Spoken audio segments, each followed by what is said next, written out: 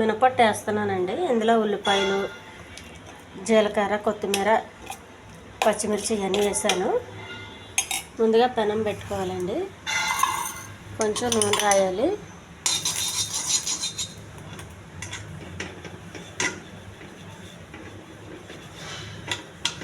కొద్దిగా నూనె రాసి పెనం బాగా వేడవ్వాలండి. ఇది ఇప్పుడు వేసుకొని ఉదయం తింటే చాలా టేస్ట్గా ఉంటుందండి. పెనంలో అలా వదిలేయాలి.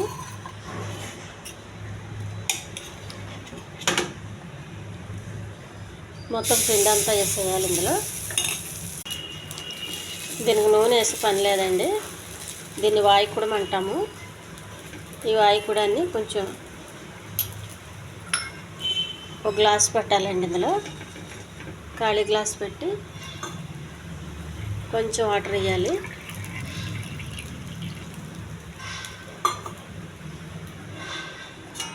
మూత పెట్టి సిమ్లో పెట్టాలండి.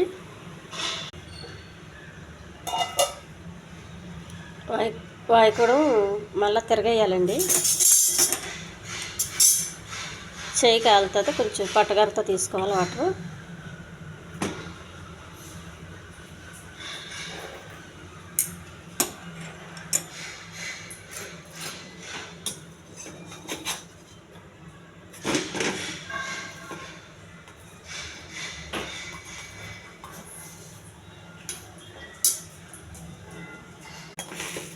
కొంచెం ఇలా అదిగితే బాగా కాలుతుందండి. దీన్ని మనం అప్పటికప్పుడు తినవచ్చు, లేదంటే ఉదయం తింటే టిఫిన్గా చాలా టేస్ట్గా ఉంటుందండి. దీన్ని మంచి చట్నీతో తింటే చాలా బాగుంటుంది. కొబ్బరి చట్నీ కానీ టమాటా చట్నీ కానీ చాలా టేస్ట్గా ఉంటుంది. దీనికి స్టవ్ ఆఫ్ చేసేయాలండి. ఇంకా ఉడికిపోయింది.